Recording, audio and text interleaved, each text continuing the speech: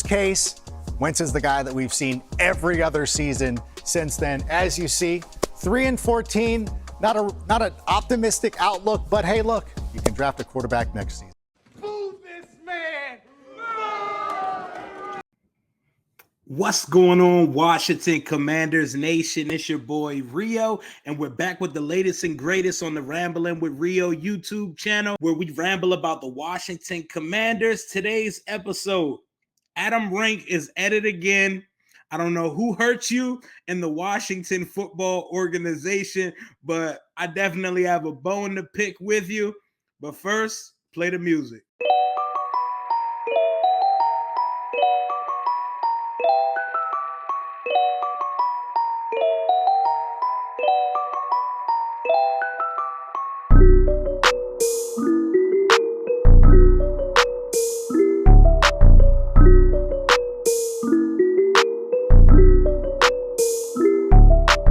We're back. Today is Wednesday, June 15th. The Commanders just completed their second day of mandatory minicamp. The big story out of minicamp is that our star receiver, Terry McLaurin, is currently holding out a mandatory minicamp and willing to accept the fines because his contract situation. Ron made it clear today we're not trading Terry.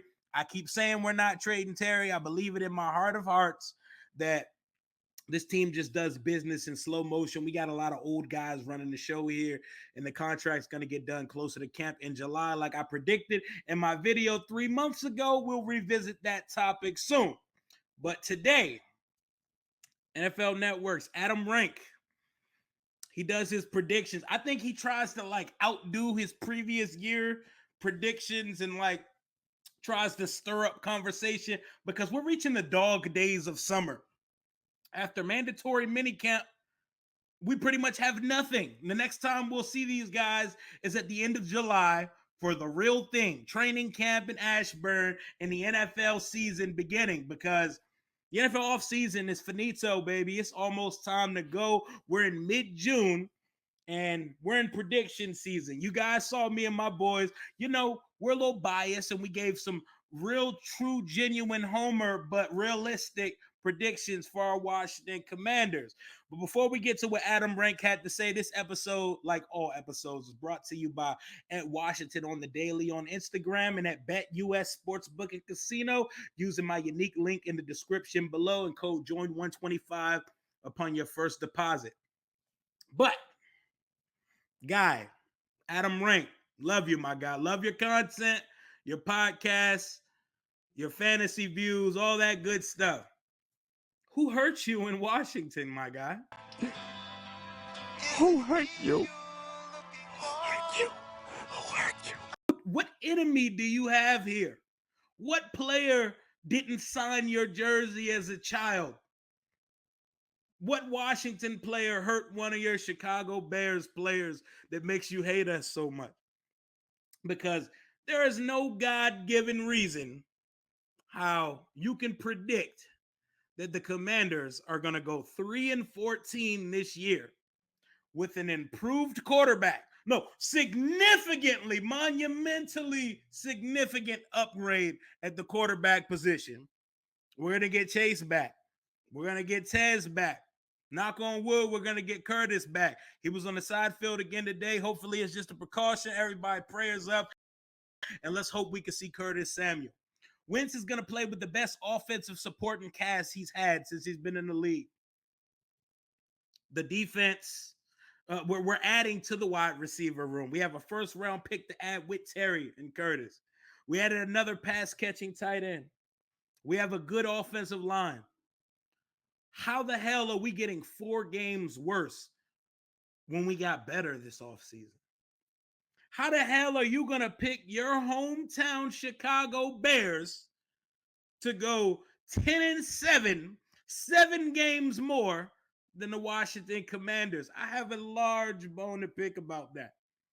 Justin Fields ain't got shit to throw it to in Chicago, Adam. It's Darnell Mooney and the guys. Sounds like a low-budget Midwest band, Mooney and the boys. Velus Jones, Equanimous St. Brown. That's who he's throwing to? Byron Pringle?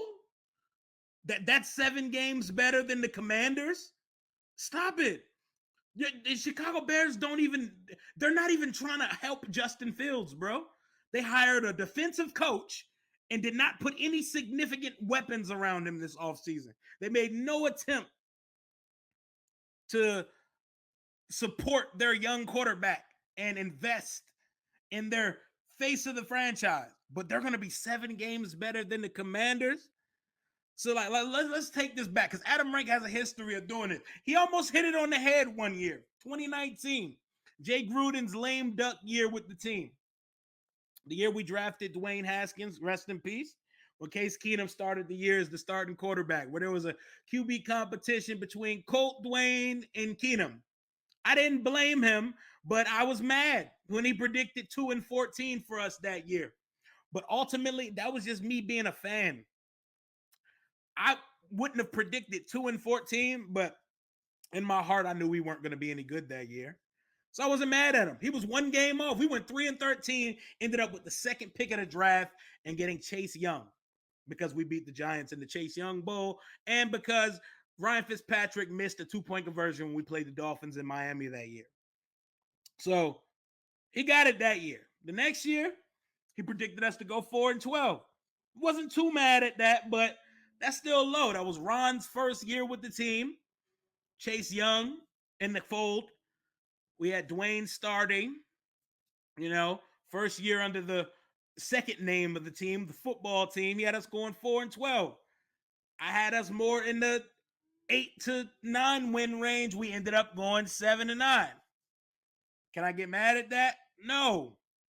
But he just has a history of shitting on this team. Last year, we were the buzzword media, one of the media darling buzzword trendy teams to pick to come out of the NFC East last year because our defense was this dominant thing on paper. So last year he picked us going 10-7. That's what I picked us to go last year. We ended up going 7-10, which is the opposite. But Adam Rank always has negative, for the most part, always has a negative, significantly negative outlook on the team. I don't understand the rationale. Last year, we came off a first place schedule from winning a division that we probably should not have won or would not have won if Dakota Rain Prescott didn't tear his ankle up. We played a first place schedule with a QB gauntlet of Herbert, Allen, Mahomes, Brady, Wilson, and Carr. This year, we're tied with the Dallas Cowboys for the easiest strength of schedule in the entire league with a QB gauntlet of Trevor Lawrence, Jared Goff, Justin Fields, Marcus Mariota, Davis Mills, Jalen Hurts. I like Kirk Cousins. I ain't going to put Kirk on that list, but you see the difference?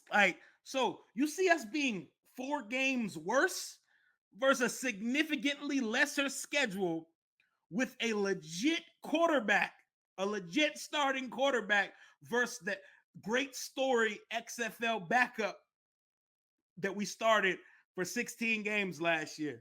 Make it make sense, Mr. Rank. Make it make sense. I think at times they're going for shock value. Like last year when he made his predictions, I remember catching this. He picked us to beat the Chargers on our schedule prediction, and then he picked the Chargers to beat us on their prediction on the same episode.